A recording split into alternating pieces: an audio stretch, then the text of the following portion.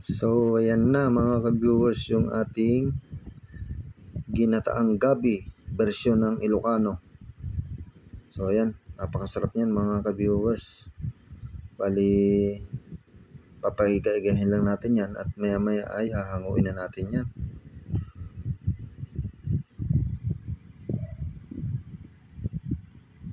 Ayan, kulong-kulo na oh. Ang masarap na version ng Ilocano. So ito mga ka-viewers, may bagoong din kasi to. Kaya version ng Ilocano to. Kasi sa amin sa Bicol walang bagoong pag nagluluto kami. Ayan, napakasarap yan mga ka-viewers. Yun, what's up mga viewers? Good morning. For today's video ay magluluto lang tayo ng ginataang gabi version ng Ilocano. So yun mga viewers, nagpakayod tayo ng nyog at pinapagata na rin natin yung jack na ginagamit ni Kuya. Ayan, shout out sa iyo Kuya. So ito mga viewers ay yung ginagamit na panggata para hindi mo na kailangang pigain. Napakaganda ng gata nito mga viewers at purong-puro. Ayan.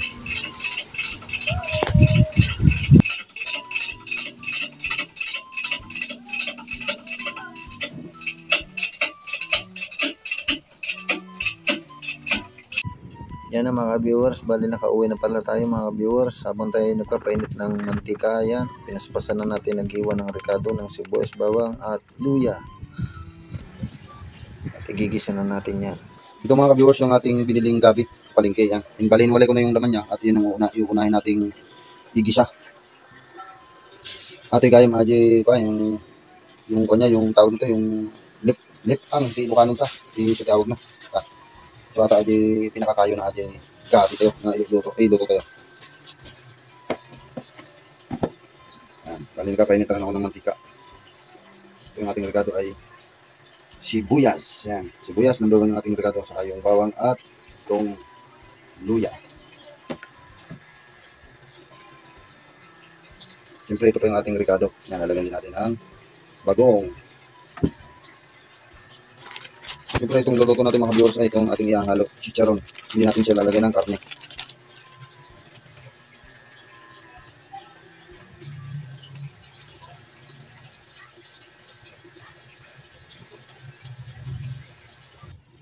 So yan mga viewers, pinas-forward na natin. Bilisan na natin ang paggigisa.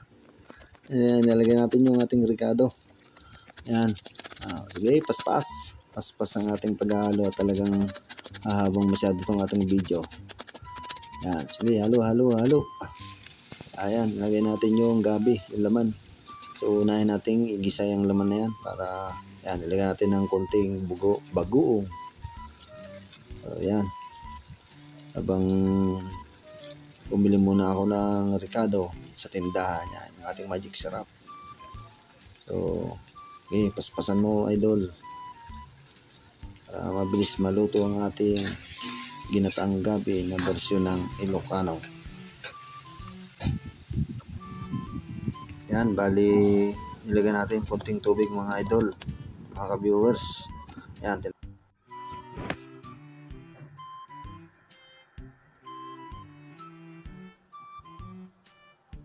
mga ka-viewers, at bubuksan na natin yung ating, kung tingnan natin kung anong lagay ng ating niluluto ginataan na gabi. So yan, medyo uwiga na siya mga ka-viewers, at susunod na natin dyan ay lalagyan na natin ng gata. So yan mga ka-viewers, yung dalawang buong nyog na binili natin kanina. Bali mga ka-viewers, wala nang unang gata at pangalawang gata to dahil minsan ang gata lang to. Ayan, kaya purong-puro tong gata na to. Kaya ang gagawin natin dyan, lalagyan lang natin ng konti. So yan mga ka-viewers, lalagyan natin ng konting asin. Hindi naman gaanong madamit, baka mapaalat yung ating kwan dahil may bagoong na yan. Ayan, lalagyan na rin natin ng konting tubig para hindi siya masyadong malapot dahil puro kasi yung gatang inilagay natin. Ayan, takloban muna natin yung mga ka-viewers. So ayan na yung ating kumukulo na mga ka-viewers. O inalagay natin yung paklang. Ajay kung natin Ilocano ket tayo kay ajay lipang atan sa. So comment down below mga ka-viewers kung hindi ko yung ating ang pag-Ilocano kung yun ba talagang tawag dyan.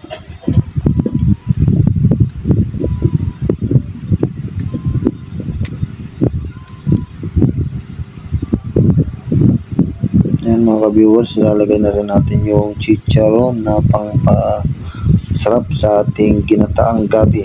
So napakasarap niya mga ka-viewers sa ginataang gabi yung chicharon. Kaya subukan nyo rin mga ka-viewers.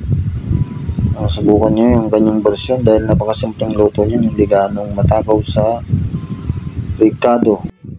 Ayan mga ka-viewers, ayan yung ating recipe na naluto ngayon. Maraming salamat sa inyong panonood mga ka-viewers. Bye-bye sa inyo mga ka-viewers. Huwag niyo kakalimutan mag-like, comment at mag-subscribe at mag-follow sa ating Facebook page, sa ating YouTube channel, Kapotpots TV at Kapotpots Official. Maraming salamat. Peace!